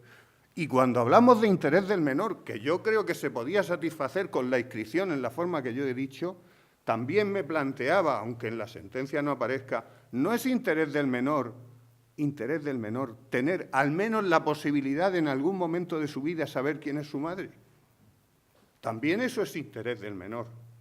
Por eso creo, hombre, este asunto, ya digo, si el legislador modifica, pues yo, claro, resolveré, pero claro, lo que no podemos es ser nosotros legisladores, ni ser legisladores las partes, ni querer utilizar al Tribunal Supremo para forzar una modificación legal, que es lo que en el fondo se quería, forzar una modificación legal a través de una postura del Tribunal Supremo. Y como yo dije a una asociación precisamente de estos pro gestación subrogada, en la que tuvimos un encuentro en que civilizadamente mantuvimos nuestras posiciones, yo les decía, miren, el mismo gobierno que autorizó el matrimonio homosexual aprobó o propició que se aprobara esta ley diciendo que ese contrato de vientre de alquiler en España es radicalmente nulo. El niño ha nacido efectivamente, pero legalmente es hijo de la madre que lo gestó y que dio a luz.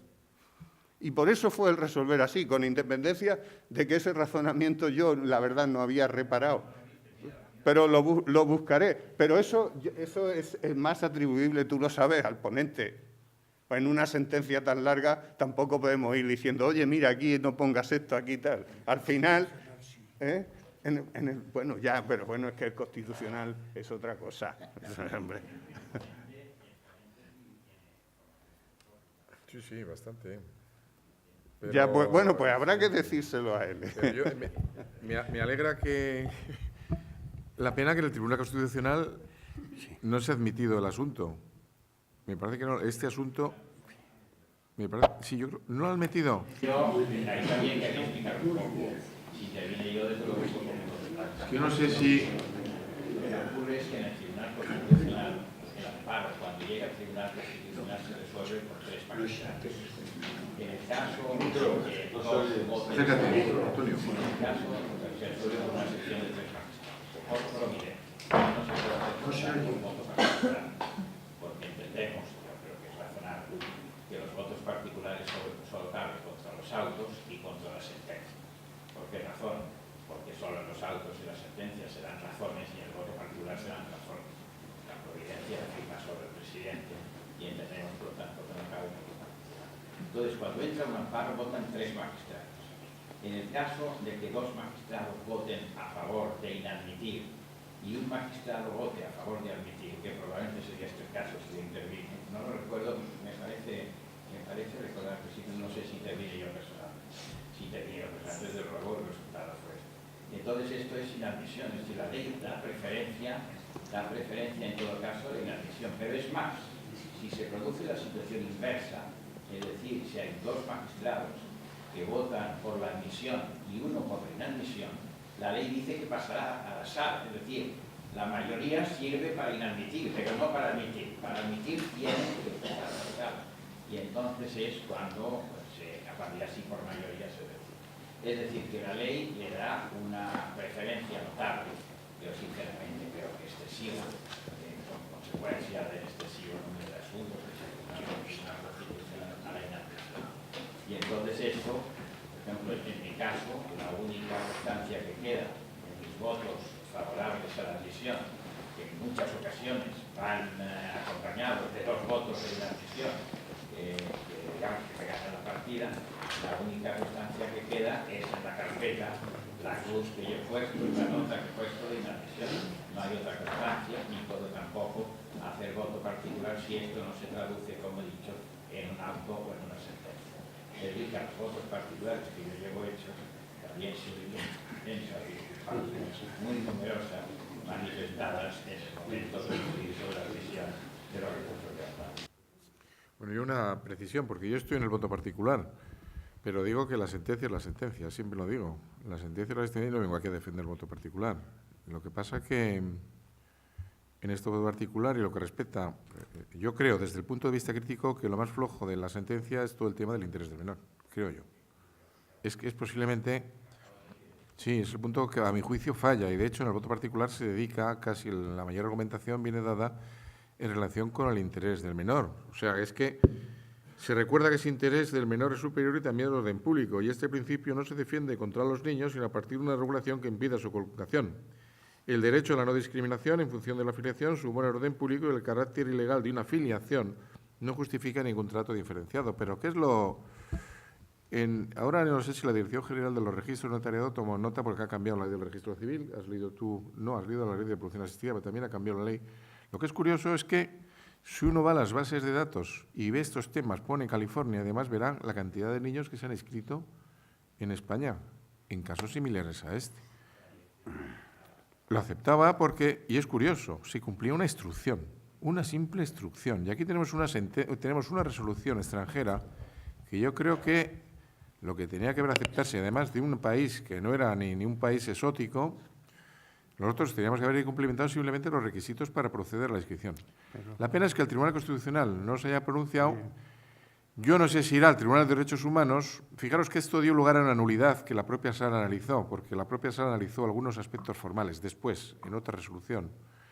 Y además, cuando dictamos el voto particular, teníamos ya el precedente de 2 sentencias de Italia y Francia de derechos humanos, donde, sobre todo el de Francia, me imagino que habían leído el voto particular, porque utilizan términos muy parecidos, lo del limbo jurídico, ¿no? Que es un término que utilizó también Joaquín en alguna resolución. Lo de Francia fue distinto, ¿eh?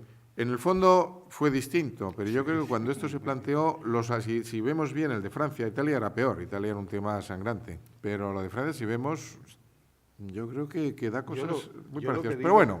sin querer tampoco que este tema monopolice el coloquio, pero yo creo que lo que sí tenemos que tener muy claro es que el legislador español no ha querido de ninguna manera que un niño pueda aparecer inscrito en el registro civil como progenitores 2 varones. Y eso está en el artículo 10. Y nosotros, si hubiésemos resuelto de esa forma, yo entiendo que nos habríamos saltado totalmente el artículo 10 de la Ley de Técnica de Reproducción Asistida. La Conferencia de La Haya desde el año 2012 ya está trabajando sobre esta cuestión. Porque está trabajando porque es cierto que hay una regulación distinta en los países de Europa, en Inglaterra, en Rusia, en muchos sitios. En la conferencia, lo que pasa es que las cosas de la conferencia van muy despacio. Y veremos a ver qué solución al final impone. Pues yo creo que esto requiere una solución, porque es un fenómeno real. Ante el problema de las adopciones, la gente ha acudido, porque cuidado, nos olvidamos de que este punto no es un tema de homosexuales. Cuidado con esto. Es un tema de infertilidad donde muchas mujeres están acudiendo a este sistema. Yo he visto reportajes de televisión donde tiene una fotografía de la madre, vamos a ver, del que puso el vientre, y que ha dado una niña ese matrimonio que no podía tener niños. Es decir, que es que a veces vemos el lado cómo 2 hombres pueden tener 2 niños. Pero... No, quiero decirte que es una realidad, que no, el jurídico está ahí, punto. Yo no quiero ya dar, lo que quiero decir es que es una realidad. Que lo engañen. Vamos a terminar, que casi no organizamos otra mesa redonda, vamos. ¿Alguna otra pregunta? Sí, usted tiene la palabra.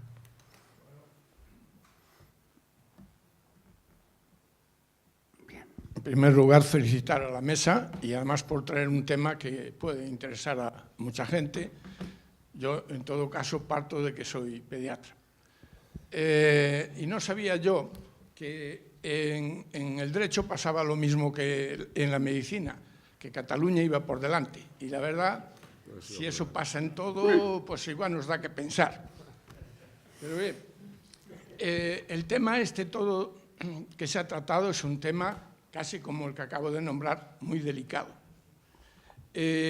Uno fácilmente puede ser criticado según el lenguaje que utilizan. Yo no sé si en todo esto se parte de un hecho, y es que normalmente los padres quieren lo mejor para los hijos.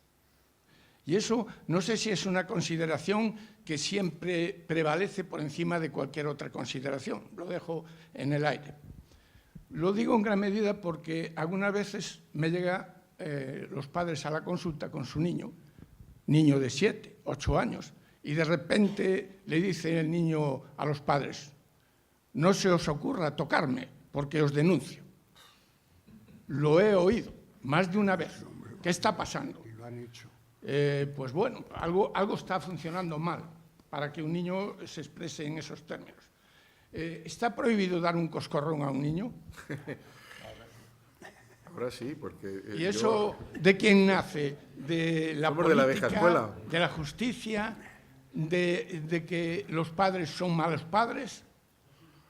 Bueno, lo dejo en el aire y ya hablaremos. No, en el aire no. Yo creo que no. Por ejemplo. Que se puede... Quiere decir que nosotros somos de la vieja escuela. Que se puede. Yo no he dado coscorrones, la verdad. Bueno, pero es que mismo... Cuidado, yo cuando veo en los periódicos una sentencia de este tipo, donde han condenado a una madre por pegarle 2 bofetadas, yo las veo con reparo. Cuidado, si generalizan estas cosas hay que ver lo que ha pasado en concreto con este niño. Pero ha cambiado mucho. Te pongo un ejemplo. En el instituto, mi mujer es profesora de instituto, y decía, ¿cómo han cambiado los tiempos? Decían, ¿cómo han cambiado los tiempos? Antes, cuando venía a casa un niño, en nuestro caso, Antonio, tú eres más joven, ¿ves? Decía, el profesor tendrá la razón el profesor. Ahora que dicen, se va a enterar ese hijo de puta. Claro. O sea, es que todo está cambiando mucho, pero bueno, yo... Sigue. Bien, vamos en un momento que es que hay muchas peticiones de palabras. No vamos a hacer una discusión o un coloquio. Pregunta concreta. Yo le voy a decir una cosa. Los tiempos actuales van por ese camino y no podemos volver al coscorrón. Y eso que ha dicho que, como me pegue esos denuncias, es que hay un teléfono para admitir denuncias de niños pegados por sus padres y que tiene una cantidad de llamadas enormes. O sea, que no nos extrañe eso, aunque usted oiga en su consulta que un niño amenaza a sus padres. Es la realidad y tenemos que vivir con la realidad. Perdón que le quites que hay preguntas.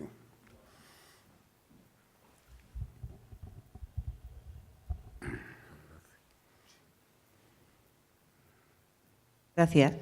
Mi pregunta es para los magistrados de la sala. A colación de la sentencia que ha comentado el magistrado Seijas Quintana de la brasileña que se cambia de domicilio y que tuvo los hijos en Tomelloso, mi pregunta es concreta. Primero, ¿cuál es el criterio que considera la sala acertado para instar la modificación del domicilio? ¿El criterio de utilizo la vía de la autorización judicial con solicitud a patria potestad del 154 y 156? ¿O cuando el caso va a ser litigioso utilizo la vía de la modificación de medidas que conlleva siempre, por la otra parte, una reconvención pidiendo la guardia y custodia? No, bueno, esto lo pidió por el 154 en un procedimiento matrimonial donde se estaban discutiendo, me parece que las medidas. Y yo creo que es procedimiento adecuado porque tiene que ver con la patria potestad. Se utilizó el 154 para procurar que esa mujer se pudiera ir. Y entonces la Audiencia Provincial lo que utilizó fue un criterio de nacionalidad. Prácticamente venía a decir que como era español estaba mejor en España que en Brasil. No lo decía que es así, pero parecido. Se tuteló el interés del menor. El niño no conocía prácticamente a su padre. Esta madre estaba desarraigada porque al poco de nacer el niño se había marchado a Burgos a casa de una amiga por problemas familiares. Entonces, ¿qué hacemos? Pues lógicamente hay una doctrina. Aquí se fijó doctrina en esta sentencia.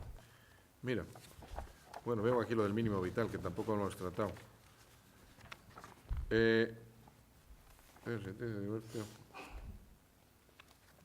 A ver si la encuentro. Progenitor, es decir, otro país. Mira la doctrina que se fija. Declaramos como doctrina jurisprudencial la siguiente. El cambio de residencia del extranjero progenitor custodio puede ser judicialmente autorizado únicamente en beneficio e interés de los hijos menores bajo su custodia que se trasladen con él. Detrás de esta sentencia, lógicamente, hay un examen importante de lo que es del interés del menor. El tema, vamos a ver, es que hemos tenido hay más casos de traslado en la jurisprudencia de la Sala Primera del Tribunal Supremo. ¿Más alto? Mira. Sentencias de la sala, una en este caso y otra dentro del territorio nacional. El resto, todas iban por el procedimiento de modificación de medidas que... Pues te lo voy a decir, porque esto... Espera, claro, no tenemos tiempo para yo revisar los papeles, pero el procurador interpuso demanda de juicio de divorcio contra don tal, fue ella, y alegaciones tal. Pidió se atribuya al domicilio, se condene el tal. El procurador, bueno, luego se condene todo ello, fiscal, no sé dónde viene la... Pero bueno, fue una demanda de divorcio.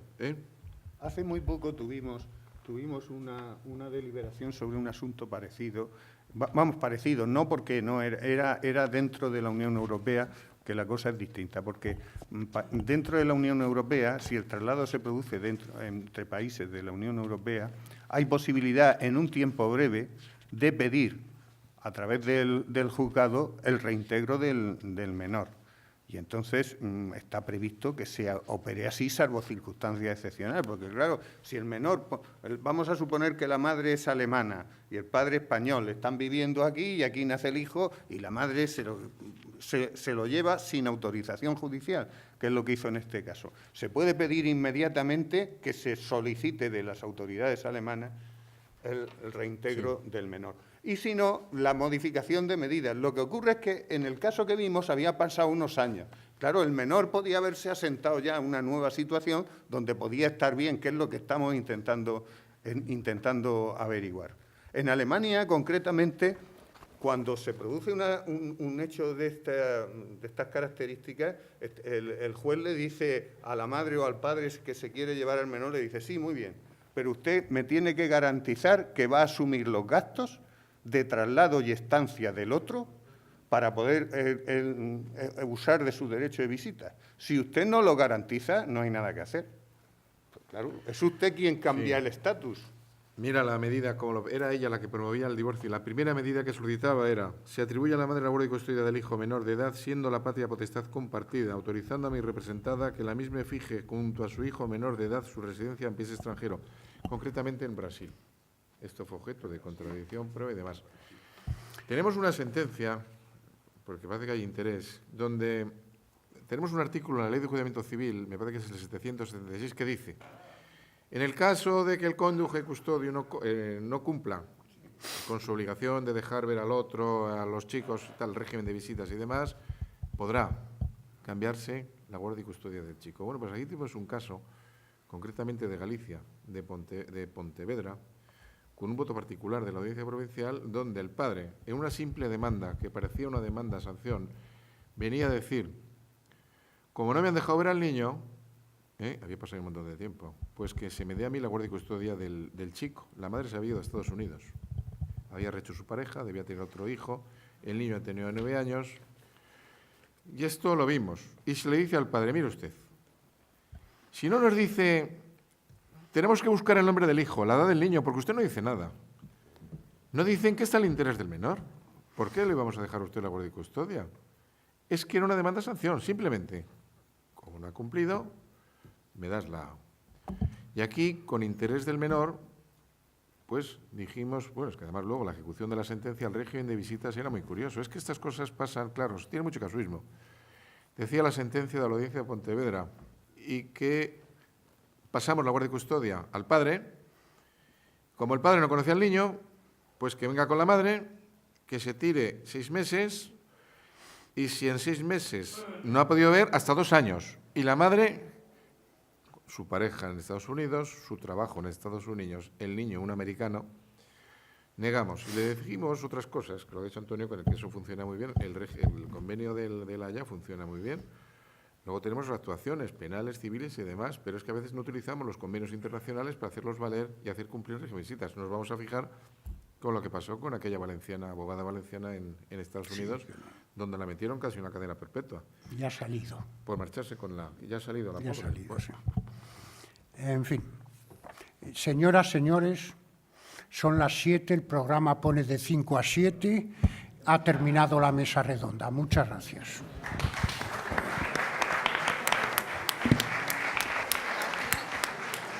Bueno, yo voy a ir al hotel.